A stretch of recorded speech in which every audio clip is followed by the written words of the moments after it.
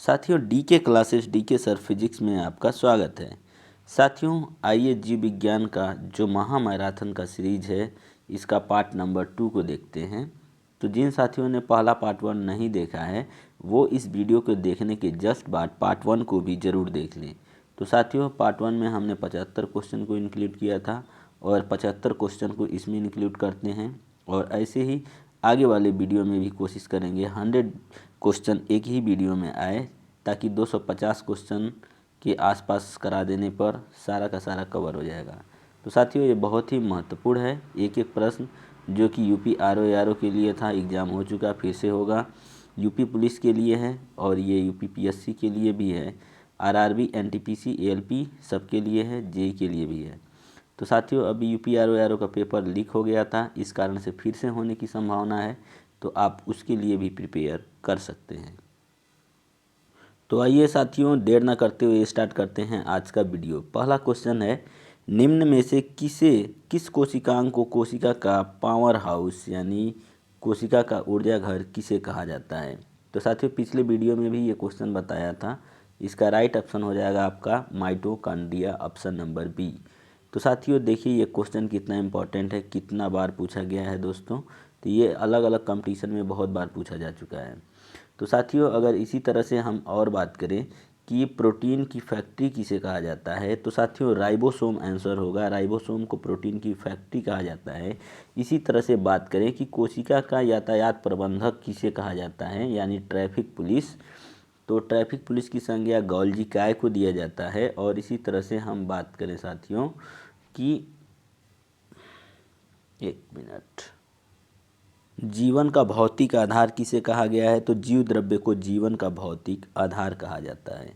वहीं बात करें साथियों लाइसोसोम की, तो लाइसोसोम को कोशिका की आत्महत्या की थैली कहा जाता है। आपको बताना है कि लाइसोसोम की खोज किसने की। अगला क्वेश्चन है, आधुनिक आनुवांशिक विज्ञान का जनक कौन है।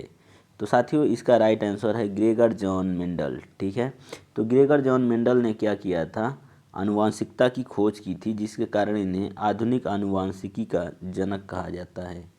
अगला क्वेश्चन है, मेंडल ने आनुवांशिकता का सिद्धांत किस पर आधारित है। तो जो मेंडल के आनुवांशिकता का सिद्धांत है वो लैंगिक जनन के आधार पर आधारित है। अगला क्वेश्चन है, गुणसूत्रों की वंशागत का सिद्धांत किसने दिया था। तो इसका राइट आंसर है सूटन एवं बोवेरी।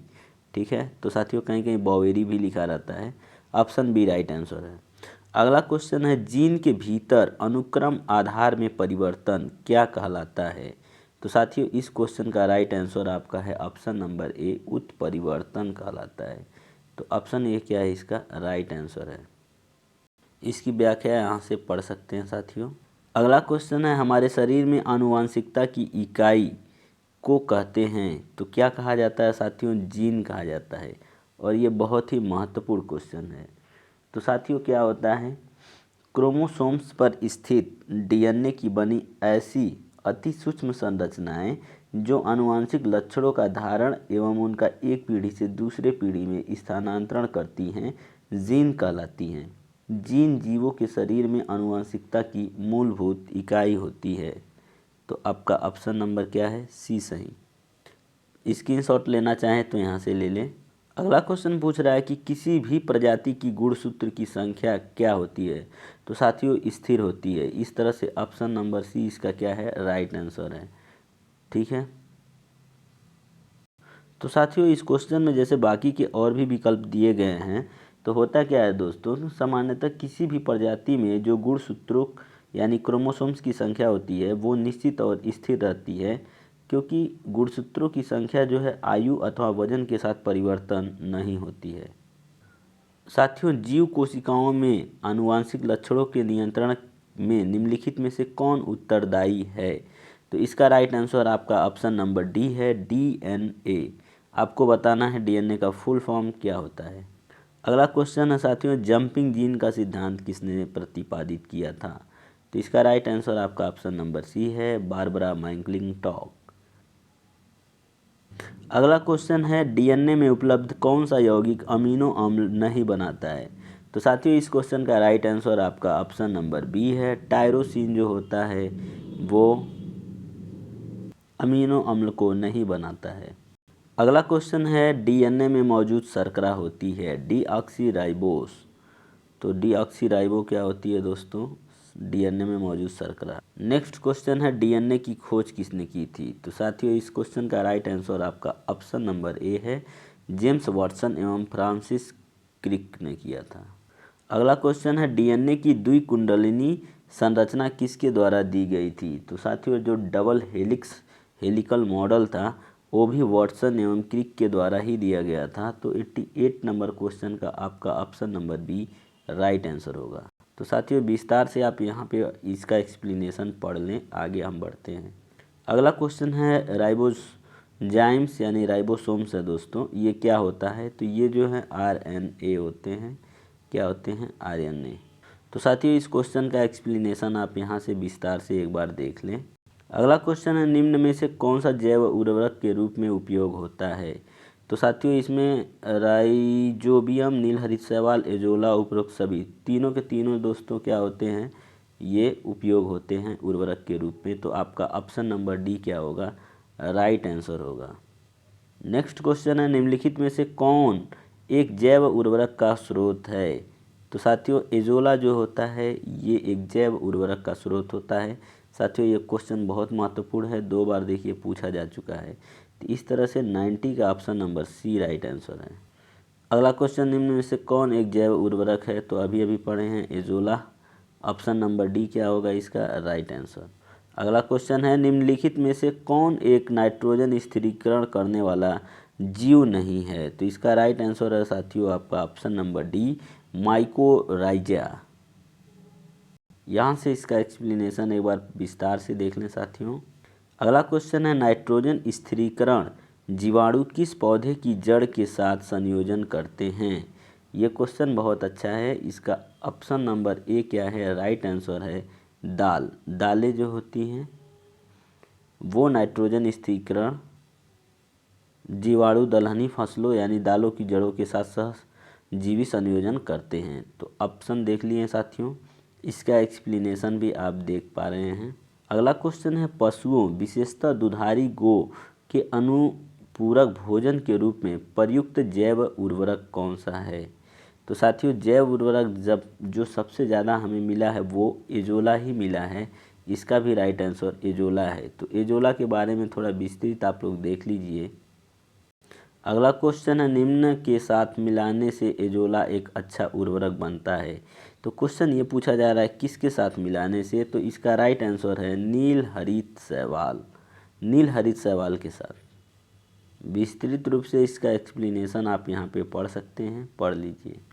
अगला क्वेश्चन है जलीय फर्न जिसे जैव उर्वरक के रूप में प्रयुक्त किया जाता है रह जाता है।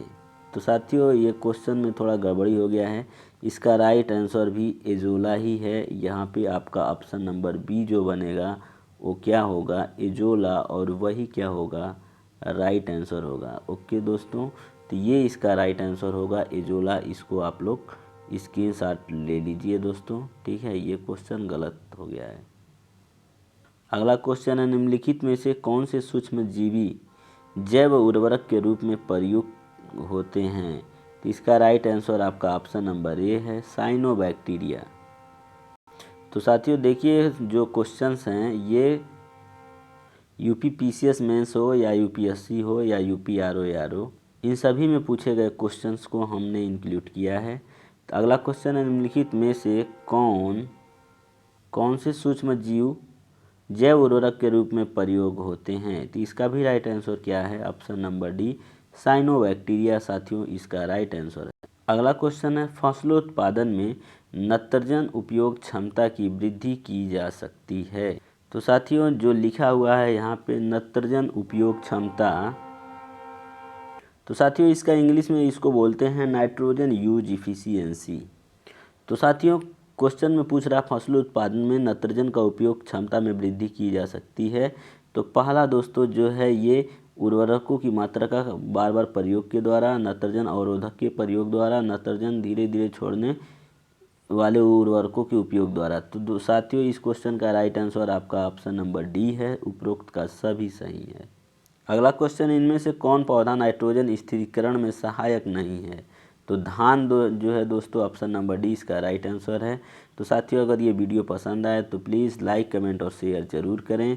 साथियों इसको बनाने में बहुत मेहनत लगता है, तो आप लोग जो है देखिए कि जहाँ जहाँ से ये पूछा गया है उसको भी लिखा गया है, तो आप ये आपके लिए पढ़ना इम्पोर्टेंट है। साथ ही साथ साथियों ये आपके लिए बहुत ही तो आप इसे लाइक और कमेंट ज़रूर करें। एक बार यहाँ से विस्तार से देखें, पढ़ें और समझें, आगे बढ़ें। ये क्वेश्चन देखें दोस्तों, 2,4D है। क्या है दोस्तों? यह एक खरपतवार नाशी है दोस्तों। इसका विस्तृत एक्सप्लेनेशन यहाँ से पढ़ लें। साथियों मानव शरीर में किस तत्व का प्रतिशत सबसे अधिक होता है? तो ये क्वेश्चन बहुत अच्छा है और इसका right answer option number D है, ऑक्सीजन। तो साथियों मानव के शरीर में ऑक्सीजन सबसे ज़्यादा मात्रा में होता है जो कि 65% होता है। इसके बाद बात करें साथियों तो कार्बन जो है 18.5%, हाइड्रोजन 9.5% और नाइट्रोजन की बात करें तो ये जो है 3.2% होता है। वहीं बात करें कैल्शियम की तो 1.5% और फास्फोरस की बात करें तो 1% होता है। ठीक है दोस्तों, तो ये बहुत इंपॉर्टेंट है, आप इसे नोट डाउन कर सकते हैं। फिर से साथियों वही क्वेश्चन आया, लेकिन ये देखिए यूपीपीसीएस में 2014 में पूछा है मानव शरीर में सर्वाधिक प्रचुरता में पाया जाने वाला तत्व कौन है? तो वो हो जाएगा आपका ऑक्सीजन। कितना परसेंट होगा? तो 65%। मानव शरीर में अधिकतम मात्रा में पाए जाने वाला तत्व कौन है? यहाँ देखिए साथियों ऑक्सीजन को हटा दिया गया है, तो बाकी जो ऑप्शन मैं लिखा था तो उससे आपको पता करना है कि क्या होगा। तो दिए गए विकल्प के हिसाब से देखें दोस्तों तो कैल्शियम की मात्रा क्या होगी, इसमें ज़्यादा होगी 1.5%। फास्फोरस कितना होता है? 1%। तो इस तरह से इस क्वेश्चन का राइट आंसर आपका ऑप्शन नंबर डी है। क्वेश्चन पूछ रहा है वयस्क मानव में होती हैं कितनी हड्डियां होती हैं? 206 हड्डियां। ऑप्शन नंबर बी इसका क्या है? Right answer. तो साथियों अगला क्वेश्चन है निम्नलिखित में से कौन मानव शरीर की सबसे छोटी हड्डी है? तो ये छोटे छोटे बच्चों को भी पता होता है क्या? ऑप्शन नंबर बी स्टेपिच, जो कि देखिए कई बार पूछा जा चुका है। यहाँ से आप देख लीजिए दोस्तों इसका विस्तृत कान में पाई जाती है और सबसे लंबी यानी सबसे बड़ी हड्डी जो होती है वो फीमर होती है, जांग में पाई जाती है। अभी अगर एक्सप्लेनेशन ठीक से पढ़े हैं तो इस क्वेश्चन का राइट आंसर क्या होगा? कान में पाई जाती है। ठीक है, लघुत्तम हड्डी यानी सबसे छोटी हड्डी। ओके, अगला क्वेश्चन है मनुष्य की खोपड़ी में कुल कितनी हड्डियां होती हैं? तो साथियों इस क्वेश्चन का राइट आंसर है 28 हड्डियां होती हैं। अगला क्वेश्चन है मनुष्य के शरीर में पसलियों के कितने जोड़े होते हैं? तो कुल 12 जोड़े होते हैं, अर्थात कुल 24 पसलियां होती हैं। ओके, तो साथियों आप विस्तार से यहाँ से आप पढ़ लें इसके बारे में। अगला क्वेश्चन पूछ रहा है कि मनुष्य के शरीर में पैर की हड्डी कैसी होती है? खोखली होती है, सरंध्री होती है, ठोस होती है? तो ऑप्शन नंबर सी इसका राइट आंसर है दोस्तों, ठोस होती है। ठीक है, यहाँ से आप विस्तार से इस क्वेश्चन का आंसर को पढ़ सकते हैं। अगला क्वेश्चन दोस्तों अगर एक बार ढंग से पढ़ेंगे तो आंसर बता पाएंगे, जो कि यूपीपीसीएस में पूछा गया है। निम्नलिखित में से कौन पौष्टिक तत्व अस्थि एवं दांतों के निर्माण एवं मजबूती के लिए आवश्यक नहीं है? तो इसका राइट आंसर आपका ऑप्शन नंबर डी हो जाएगा, आयोडीन। ठीक है दोस्तों, जबकि कैल्शियम, फास्फोरस, फ्लोरीन क्या होता है? ये आवश्यक होता है। तो साथियों वीडियो पसंद आए तो प्लीज़ लाइक कमेंट शेयर ज़रूर करें। एक बार यहाँ से विस्तार से देख लें मनुष्य के जीवन काल में कितने दांत 2 बार विकसित होते हैं? तो साथियों इस क्वेश्चन का राइट आंसर आपका ऑप्शन नंबर सी है, 20 दांत जो होते हैं वो 2 बार दंती होते हैं। तो यहाँ से इसका एक्सप्लेनेशन को विस्तार से देखें, पढ़ें। अगला क्वेश्चन है निम्नलिखित में से कौन हमारे शरीर का सबसे सुदृढ़ भाग है? तो साथियों इसका सभी लोग को आंसर पता होना चाहिए, दंत वल्क। इसको इंग्लिश में क्या बोलते हैं दोस्तों? इसको इंग्लिश में इनेमल बोलते हैं। ये इसका राइट आंसर हो जाएगा। ठीक है, तो ऑप्शन नंबर बी क्या है? इसका राइट आंसर है साथियों, ये सभी को पता होना चाहिए। एक बार यहाँ से आप विस्तृत रूप से पढ़ लें दोस्तों। अगला क्वेश्चन है मानव शरीर में सबसे मजबूत मांसपेशियाँ कहाँ हैं? तो जबड़े की जो मांसपेशियाँ होती हैं सबसे मजबूत मानी जाती हैं। अगला क्वेश्चन है मानव शरीर में पाचन का अधिकांश भाग किस अंग में संपन्न होता है? तो इसका राइट आंसर है दोस्तों, छोटी आंत में। यहाँ से आप दोस्तों इसका बारे में पूरा विस्तार से पढ़ें। 116 क्वेश्चन है, मनुष्य की मुख गुहा में निम्न में से किसका पाचन प्रारंभ होता है? तो दोस्तों ऑप्शन है इसका सही कार्बोहाइड्रेट का, ऑप्शन नंबर सी।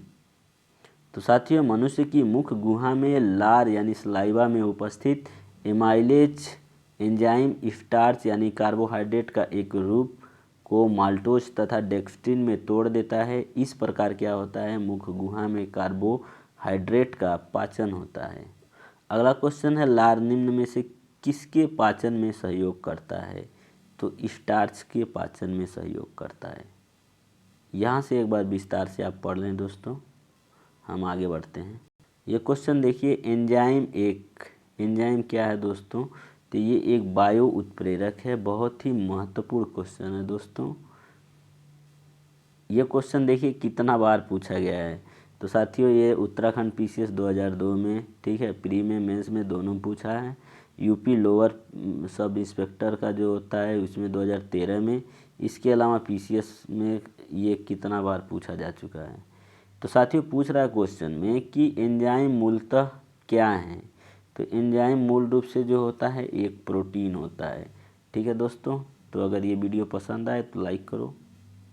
तो देखिए दोस्तों इसका विस्तार से यहाँ से आप एक बार पढ़ लीजिए कि एंजाइम मूलतः क्या होते हैं, प्रोटीन होते हैं। यही क्वेश्चन यहाँ पे फिर से है, तो ये आपको लगाने के लिए दिया गया है। ठीक है, ऑप्शन सी राइट आंसर। निम्नलिखित में से कौन सा एंजाइम ग्लूकोज को इथेनॉल में परिवर्तन करने को प्रेरित करता है? तो इसका राइट आंसर साथियों आपका ऑप्शन नंबर ए है, जाइमेज। जैविक सिस्टम में रासायनिक क्रिया की प्रक्रिया को तेज यानी कैटालाइज करने में उत्तरदायी पदार्थ कौन होता है? तो इसका राइट आंसर आपका है ऑप्शन नंबर सी। एंजाइम जो होते हैं एक तरह के जैव उत्प्रेरक होते हैं। तो इनके बारे में विस्तार से दोस्तों एक्सप्लेनेशन आप यहाँ पे पढ़ लें। अगला क्वेश्चन है, निम्नलिखित में से किस एक की उत्पत्ति यकृत का कार्य है? तो यकृत का कार्य यूरिया का उत्पादन करना है। और मानव शरीर की सबसे बड़ी ग्रंथि कौन है दोस्तों? तो मानव शरीर की सबसे बड़ी ग्रंथि जो होती है वो यकृत होती है। आपको कमेंट बॉक्स में बताना है कि मानव शरीर की सबसे छोटी ग्रंथि कौन है, ठीक है, और उसका नाम बताना है। ठीक है, अगला क्वेश्चन है, एंजाइम लाइपेज का स्रोत क्या है? तो अग्नाशय इसका राइट आंसर है दोस्तों। ऑप्शन नंबर बी क्या हो जाएगा, इसका सही आंसर होगा। अगला क्वेश्चन है, मानव तंत्र में निम्नलिखित में से कौन एक पाचक एंजाइम नहीं है? तो ऑप्शन नंबर बी गैस्ट्रिन जो होता है यह एक पाचक एंजाइम नहीं होता है। अगला क्वेश्चन है, मानव शरीर में प्रोटीन का पाचन निम्नलिखित में से किस अंग में प्रारंभ होता है? तो ऑप्शन नंबर डी यानी अमाशय इसका क्या है राइट आंसर। और ये यूपी पीसीएस में पूछा गया क्वेश्चन है। एक बार यहाँ से इसके बारे में थोड़ा पढ़ लें। प्रोटीनों के पाचन में सहायक एंजाइम कौन है? तो साथियों प्रोटीन के पाचन के लिए ट्रिप्सिन एंजाइम जो होता है सहायक के रूप में यूज होता है। अगला क्वेश्चन है, स्टार्च को जल अपघटन से ग्लूकोज बनाने वाला एंजाइम कौन है? तो एमाइलेज इसका राइट आंसर है। ऑप्शन नंबर बी क्या है, सही है। एमाइलेज के बारे में भी यहाँ से एक बार पढ़ लें अच्छे से। अगला क्वेश्चन है, कौन से परिवर्तन में एंजाइम ट्रिप्सिन उत्प्रेरक का कार्य करता है? तो ट्रिप्सिन उत्प्रेरक का कार्य प्रोटीन को अमीनो अम्लों में परिवर्तन के लिए करता है। ऑप्शन नंबर सी इस क्वेश्चन का राइट आंसर होगा। अगला क्वेश्चन है, शरीर में अतिरिक्त ग्लूकोज ग्लाइकोजन में परिवर्तन होकर भंडारित होता है। तो कहाँ होता है? अमाशय में, यकृत में, अग्नाशय में, पित्त में। ये क्वेश्चन बहुत इंपॉर्टेंट है दोस्तों। इसका राइट आंसर आपका ऑप्शन नंबर बी है। यकृत के अंदर में क्या होता है, ये होता है भंडारित। ठीक है, तो ऑप्शन नंबर बी क्या है राइट। अगला क्वेश्चन है, 10 दिनों से अधिक दिनों तक उपवास करने पर लीवर पर क्या प्रभाव पड़ेगा? तो साथियों लीवर में ग्लूकोज का स्तर क्या हो जाएगा, कम हो जाएगा। ऑप्शन नंबर बी क्या है, ए क्या है राइट आंसर है। तो इस क्वेश्चन का राइट आंसर क्या हो गया दोस्तों, ऑप्शन नंबर ए। ठीक है, अगला क्वेश्चन है, यकृत एवं मांसपेशियों में ऊर्जा जमा होती है किसके रूप में? कार्बोहाइड्रेट के रूप में, कि वसा के रूप में, प्रोटीन के रूप में, या ग्लाइकोजन के रूप में? तो इसका राइट आंसर आपका ऑप्शन नंबर डी है। साथियों, ग्लाइकोजन के रूप में होता है। एक बार यहाँ से विस्तार से पढ़ें, ये समझ में आ जाएगा। अभी अभी इस क्वेश्चन का आंसर बताए हैं दोस्तों, तो इसका आंसर जल्दी से कमेंट बॉक्स में कमेंट करके बताइए। नहीं बता पाए तो इसका एक्सप्लेनेशन एक बार पढ़ लें। अगला क्वेश्चन है, निम्न अंगों में से पित्त का संचय किस में होता है? तो पित्त का संचय पित्ताशय में होता है। एक बार इसको भी यहाँ से पढ़ें। तो साथियों, इसे मैं क्यों नहीं पढ़ रहा हूँ, क्योंकि कुछ काम आप भी करिए, क्योंकि बार बार पढ़ेंगे तो इसमें टाइम लगेगा। अब साथियों, क्वेश्चन ये पूछ रहा है कि शरीर के किस भाग में पित्त का निर्माण होता है? तो पित्त का निर्माण कहाँ होता है? यकृत के अंदर। Option number A right answer. अगला क्वेश्चन है, पित्ताशय में उपस्थित पत्थर निम्नलिखित में से किसका पाचन प्रभावित करता है? तो आंसर इसका सही होगा आपका ऑप्शन नंबर बी, वसा का। ठीक है, तो ये देखिए यहाँ पे एक बार इसका भी आंसर पढ़िए।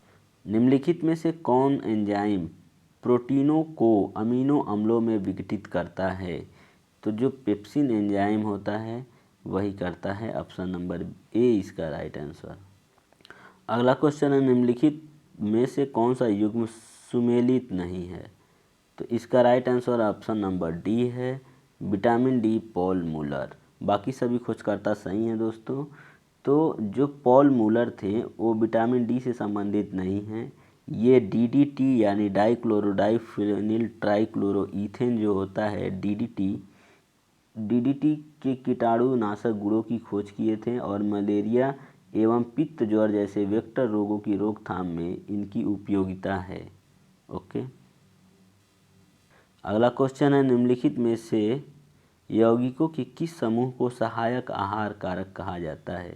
तो इसका राइट आंसर आपका ऑप्शन नंबर डी है, विटामिन को कहा जाता है। अगला क्वेश्चन है, निम्नलिखित में से कौन सा विटामिन एवं उसकी कमी से होने वाला रोग सुमेलित नहीं है? तो इसका भी राइट आंसर आपका ऑप्शन नंबर डी है, राइबोफ्लेविन जो है बेरी यही सुमेलित नहीं है। तो साथियों, इस क्वेश्चन में किया क्या गया है? इस क्वेश्चन में क्या किया गया है? विटामिनों का रासायनिक नाम और उससे संबंधित बीमारी को दिया गया है। अगला क्वेश्चन है, राइबोफ्लोविन की कमी से निम्न में से कौन सा रोग होता है? तो साथियों, किलोसिस रोग हो जाता है। ऑप्शन नंबर डी इसका सही आंसर। तो अगला क्वेश्चन है, मानव आहार में पालिश किए हुए चावल के उपयोग से निम्नांकित रोग हो जाता है। कौन? बेरी रोग होता है दोस्तों, पालिश किए हुए चावल को खाने से। एक बार इसको विस्तार से यहाँ से देख सकते। ये क्वेश्चन देखिए, विटामिन जो खट्टे फलों में पाया जाता है तो विटामिन सी की प्राप्ति होती है। कह रहा है कि चर्म के स्वास्थ्य में भी जरूरी है। तो इसका राइट आंसर आपका ऑप्शन नंबर सी है। तो साथियों, विटामिन सी सबसे ज़्यादा जो है किसमें? आंवला में, नींबू में, संतरा में पाया जाता है। ये चीज़ आप यहाँ से पढ़ लीजिए, देख लीजिए। क्वेश्चन पूछ रहा है, विटामिन सी का मुख्य स्रोत क्या है? तो कच्चा और ताज़ा फल है। ऑप्शन ए इसका क्या होगा? राइट आंसर होगा। विटामिन सी का सबसे उत्तम स्रोत क्या है? तो दिए गए ऑप्शन में आंवला आपका सबसे उत्तम स्रोत होगा। एक बार यहाँ से विस्तार से इसको पढ़ लें दोस्तों। पूछ रहा है कि घाव भरने के लिए निम्नलिखित में से कौन सा विटामिन सहायक होता है? तो विटामिन सी इसका क्या है? Right answer. और ये यूपीपीसीएस मेंस और उत्तराखंड में भी पूछा हुआ है। ये क्वेश्चन बहुत ज़बरदस्त है। किसके अवशोषण में विटामिन सी मदद करता है? तो लौह के अवशोषण में विटामिन सी मदद करता है। तो साथियों, यहाँ तक हम लोग पहुँच गए हैं। अगला क्वेश्चन है, रक्त का थक्का बनने में किस विटामिन की आवश्यकता होती है? तो साथियों, ये क्वेश्चन भी बहुत अच्छा है। इसका आंसर आपका ऑप्शन नंबर बी है, विटामिन के की सहायता से होता है। तो देखिए दोस्तों, ये यूपीपीसीएस में, उत्तराखंड में ये कई बार पूछा जा चुका है, तो इसलिए ये क्वेश्चन बहुत इंपॉर्टेंट होता है। सेम क्वेश्चन है दोस्तों, रुधिर स्कंदन में कौन सा विटामिन प्रभावी होता है? तो ऑप्शन आपका इस बार ए हो जाएगा, विटामिन के। इसका भी क्या होगा? Right answer. और ये भी देखिए अलग अलग एग्जाम में पूछा गया है। तो साथियों, आज का ये अंतिम क्वेश्चन है, निम्न में से कौन सा विटामिन सूर्य के प्रकाश में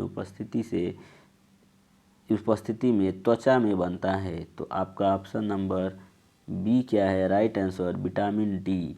तो साथियों, आर के एग्ज़ाम में 2017 में पूछा हुआ था।